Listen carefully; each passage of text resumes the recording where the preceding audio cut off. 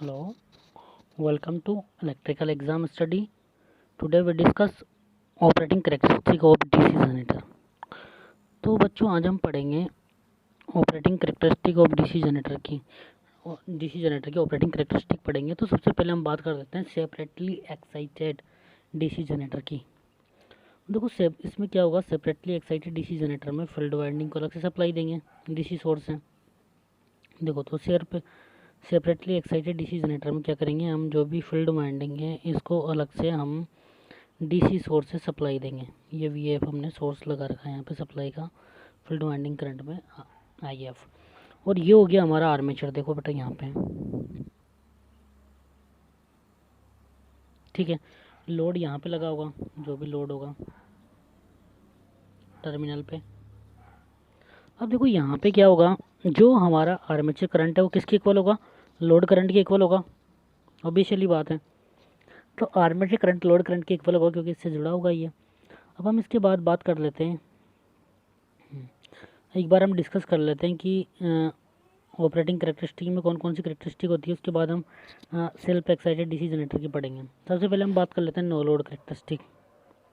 No load characteristic किस किस के बीच होती है, आर्मेचर वोल्टेज तथा फील्ड करंट के बीच होती है और स्पीड को कांस्टेंट रखते हैं। इसमें जो भी मशीन है स्पीड को कांस्टेंट रखेंगे। तो जो भी जनरेटेड ईएमएफ है, बैक ईएमएफ है आर्मेचर का, उसके तथा फील्ड करंट के बीच। अब इसके बाद जनरेटेड ईएमएफ हो गया इसके केस में। लोड करेक्टरिस्टिक किस किस के बीच ड्रा करेंगे, लोड करेक्टरिस्टिक ड्रा करेंगे टर्मिनल वोल्टेज तथा फील्ड करंट के बीच। ठीक है, कांस्टेंट किसको लेना है, आर्मेचर करंट तथा स्पीड को कांस्टेंट लेना है। लोड करेक्टरिस्टिक किसके बीच ड्रा करनी है, टर्मिनल वोल्टेज तथा फील्ड करंट के बीच। और इसके बाद हम बात कर लेते हैं एक्सटर्नल करेक्टरिस्टिक। एक्सटर्नल करेक्टरिस्टिक इसके बीच ड्रा करेंगे टर्मिनल वोल्टेज तथा लोड करंट के बीच ड्रा करेंगे।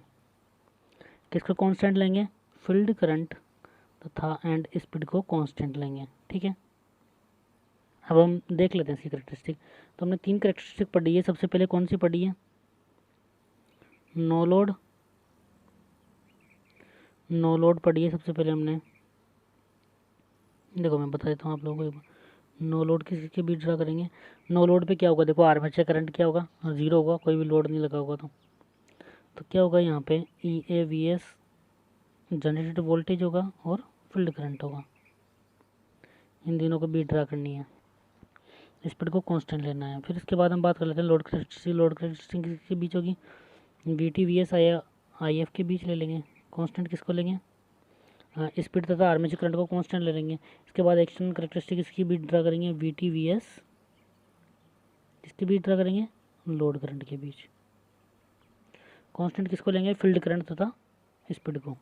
ठीक है, तब हम बात कर रहे हैं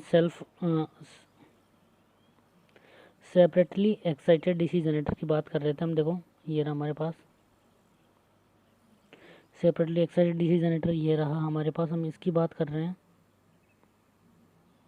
देखो अब हम इसकी करेक्टरिस्टिक देखते हैं। सबसे पहले कौन सी करेक्टरिस्टिक देखेंगे इसकी, नो लोड करेक्टरिस्टिक।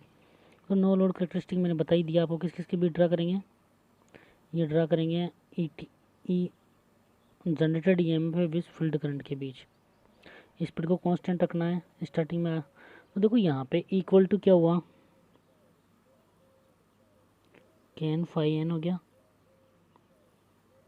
देखो यहाँ पे स्पीड क्या है, हमने कांस्टेंट लिए। देखो यहाँ पे स्पीड हो गई कांस्टेंट, है ना। फील्ड क्या हो गया, फील्ड फ्लक्स सैचुरेशन के कारण कम हो जाएगा। फील्ड क्या होगा बेटा, ज़्यादा बढ़ाएंगे हम फ्लक्स को, ज़्यादा वोल्टेज बढ़ाएंगे फील्ड वाइंडिंग के अक्रॉस, तो सैचुरेशन के कारण फ्लक्स रिड्यूस हो जाएगा। देखो जैसे ग्राफ में भी दिखाया गया है। तो हमें नो लोड करेक्टरिस्टिक ड्रा करनी है जनरेटेड ईएमएफ पे ताकि इसके बीच फील्ड करंट के बीच। तो देखो इन दोनों के बीच स्टार्टिंग में जैसे हम कुछ रेसिड्यूअल वोल्टेज होगा इसके अक्रॉस। ठीक है, मैंने बताया था रेसिड्यूअल होगा। अब इसके बाद क्या है बेटा, सैचुरेशन के कारण कुछ फ्लक्स कांस्टेंट हो जाएगा एक निश्चित पॉइंट पे जाने के बाद। चाहे कितना आप वोल्टेज बढ़ाओ, आगे जाके सैचुरेशन हो जाएगा। ठीक है, अब इसके बाद हम बात कर लेते हैं लोड करेक्टरिस्टिक की। लोड करेक्टरिस्टिक किसकी बीच ड्रा करेंगे, मैंने बता ही दिया था आपको।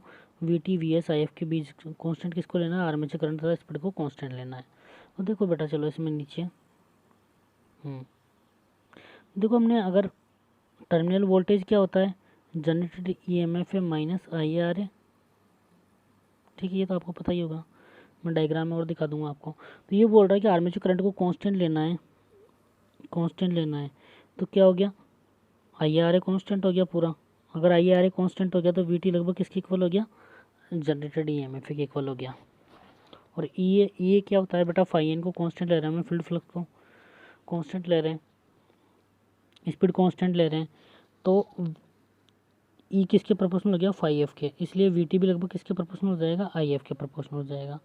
तो यहाँ पे क्या है कि स्ट्रेट लाइन आएगी जो आगे जाके सेचुरेटेड हो जाएगी। देखो ये ग्राफ आ जाएगा इसका, ठीक है। अब इसके बाद हम बात कर लेते हैं एक्सटर्नल करेक्टरिस्टिक की। एक्सटर्नल करेक्टरिस्टिक किसकी बीच ड्रा करनी है, we T V S I L के बीच ड्रा करनी है। कांस्टेंट किसको लेना है, फील्ड करंट को, तो स्पीड को कांस्टेंट लेना है। अगर हमने फील्ड करंट स्पीड दोनों कांस्टेंट ले लिया तो क्या हुआ, जो भी टर्मिनल वोल्टेज है ई इक्वल टू कांस्टेंट हो गया। अब देखो हम स्टार्टिंग में बात कर रहे हैं, देखो ग्राफ, और आर्मेचर करंट किसके इक्वल होगा, लोड करंट के इक्वल होगा। देखो स्टार्टिंग में क्या हुआ, नो लोड पे क्या हुआ, ई ए और V T N L equal होगा, ये कोई लोड ही नहीं है। तो वी टी इक्वल टू क्या होता है, ई माइनस आई आर है। अगर स्टार्टिंग में आर्मेचर करंट की वैल्यू जीरो है तो वी टी लगभग किसके इक्वल होगा, ई के इक्वल होगा। तो देखो स्टार्टिंग में वी टी की वैल्यू ई के इक्वल हमने यहाँ पे ई मान लिया, इस पॉइंट पे हमने ई मान लिया, जनरेटिंग इस पॉइंट पे। देखो जैसे जैसे आई ए की वैल्यू बढ़ेगी आर्मेचर करंट की बढ़ेगी। देखो वी टी इक्वल टू क्या हुआ, ई माइनस आई आर है। अगर आई ए की वैल्यू बढ़ेगी तो वी टी की वैल्यू क्या होती जाएगी, घटती जाएगी। देखो जैसा कि इसमें दिखाया गया ग्राफ में, देखो जैसे जैसे वी टी की वैल्यू बढ़ती जा रही है,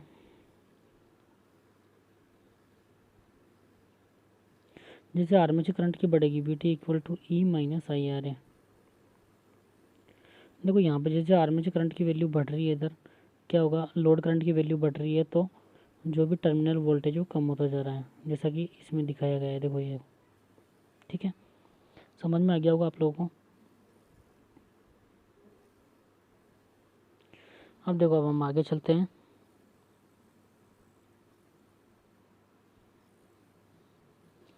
नो लोड मैंने बता दिया, वी टी इक्वल इक्वल होगा, जैसे जैसे अभी ये आई ए बढ़ेगा तो इसकी वैल्यू कम होगी। अगर आर्मेचर रिएक्शन हम काम में लेंगे तो आर्मेचर रिएक्शन के कारण क्या होगा,